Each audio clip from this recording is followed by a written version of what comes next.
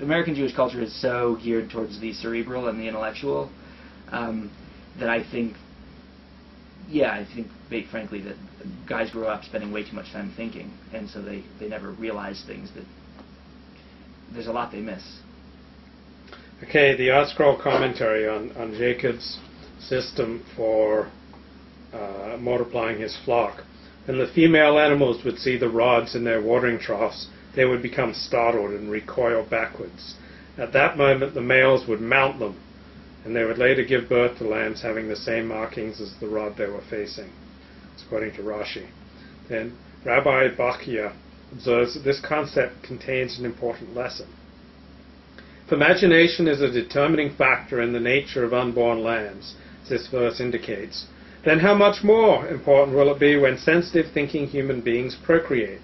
Therefore, when husband and wife unite, they must purge their minds of all impure thoughts and every element which is foreign or which concerns third parties. The degree of their moral and spiritual purity will affect the souls of their children. Good luck. I just think that's a crock. I remember Just imagine like purging your mind of all impure thoughts before, like how would it would then become impossible for a man to perform. It would also become... Okay, I remember reading letters to a young poet by Rilke, which I loved, but one letter I just was like, oh my God, was sex advice to this guy. And it was like that. It was like, don't let go of your own ego and you just be one, commune with the woman. And I was like, have you got to be kidding me? Like that's like, you gotta, if you care about it, you gotta bring it. And like, if you gotta bring it, you gotta pay attention to what you're doing, and you gotta, you really gotta nail it. And like, and I mean, kinda. So it's like that. That's not. That's to me that just seems like terrible advice. It's like BS. It's like, what are they saying? You gotta make love. You gotta make love. Purge their minds of all impure thoughts. Baby, I love you. Like, I mean, there's some truth. I don't know. Mostly, I think that's bad advice. I think it doesn't make. It's just not. What does that even mean? What does that mean to you? What would that be like? Purging your mind of all impure thoughts. Well, it's just like the Pope said, the Holy Father, that a man should not look upon his wife with lust. Crazy. I think that's almost mad. Mad. A man shouldn't look upon his own wife with lust. What is he trying to do? Like other men are going to check out your own wife with lust, and it's good to remember that. And if you're lucky. And yeah, and so that's what they do in the Mediterranean. Yeah, my wife, no, she's not for that. But that's what the other ones are for. They're great. I do things with them I can't do with my wife because my wife, she's not like that. It's like, well, she's not like that with you, maybe, but like with others, it's just. Well, it's like the Robert De Niro character in what was that movie? And he said that those are the lips that kiss my children. Yeah. What was that movie? It was like the mafia takeoff. Robert De Niro. Was it Casino? Robert De Niro and Billy Crystal. Analyze that. Analyze this or that. Yeah. Right. And his therapist asked him, "Why don't you receive blowjobs from your wife?" And he says, "Those are the lips that kiss my children." Right. Well, and you would want but you want your children to be complete human beings the same way you've got to let your wife be a complete human being, and your wife needs to skank it up sometimes, and that's not bad, right? I mean, to me, it's just like it's what men do to women. Like, we try to fit them into, like, well, you're gonna be this, you're gonna be that. Like, no, they gotta be Rachel and Leah. They gotta be the virgin and the whore. They got to skank it up, and they got to be tender and solicitous. And you got to let them have room to do all that. After 20 years of labor in Haran, Yaakov left with his family to return to Eretz Yisrael. The decision was precipitated by the clear perception that Laban's family was resentful of Jacob's success.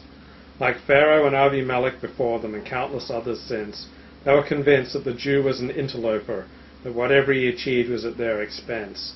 In a prophecy, God instructed Jacob to leave, and with sensitive concern for their feelings, the patriarch informed his wives and sought their consent, which they gave wholeheartedly. I think there's something to that. I mean, often the Jew is seen as an interloper, and whatever he achieves is at their expense. I mean, Right. that is a very typical canard used against the Jews and used against middlemen and capitalists in general. Right. Well, canard is a strong word. I mean, it's not. A canard, I imagine, I think of as something that's totally fabricated.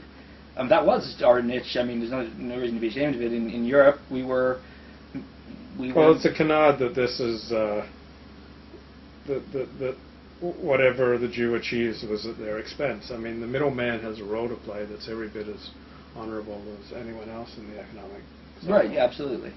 Absolutely. So it's a canard that the Jews are the interloper, and that whatever he achieves is at their As at the expense of the host population. Yeah. As Jeffrey, is it Jeffrey McDonald? Oh no, Kevin McDonald. Kevin McDonald. I think Jeffrey McDonald was a murderer. So. The McDonald, yeah. Well, yeah. I mean, I think. Look, you can understand. Yes, that's a very common. All through Jewish history, if you look in Poland, the Khmelnytsky revolt. Khmelnytsky pogroms. Khmelnytsky. So Khmelnytsky, the pogrom, which is a black event in Jewish history, but for Poles and Ukrainians, it didn't really have anything to do with Jews. It was about asserting the rights of the peasants, and it was because they thought, well, these guys are cutting in on action, and it wasn't just Jews. It was just you can see how they feel that way, because they feel like, well, we're the producers, and these guys just come in and they're not serving a necessary. I mean, it's not right. It's not wrong either. It is wrong. Well, killing people is wrong. The Khmelnytsky pogrom was wrong, but he's soft on the Khmelnytsky pogroms. I'm not. He voted for Obama. I'm anti-killing. I think it's not a good means of conflict resolution. But but Khmelnytsky, it's not surprising to me that he is a hero to people from that area, because. But you can't grow a country and you can't grow an economy without middlemen and capitalists. So it was a delusion to think that the middleman was like taking money at the expense of the peasants. The middleman was playing a role in the economy that was every bit as valuable as the peasants. But it's also a delusion to imagine that you can be the middleman and play the middleman role without incurring resentment from people. Depends what sort of society. Like in America, we don't resent people for playing a middleman role, because we're at a very high level and we don't resent people for their success and for playing their role. We just want some for ourselves. Right. Yeah. We don't go commit pogroms on people who play a middleman role. I agree that is a It's like we have a whole different ethos. Yes. Well, in Australia, you have like the cut down the tall poppy syndrome, where you tend to resent people who succeed. Right. Just like in Ireland, they call it begrudgery. Like whoever, what is he thinks he's too good. Yeah. Well, we don't have that. We don't have that here. No, and I prefer this. Yeah. This way. Laban set out to pursue Yaakov, and he intended to kill Yaakov.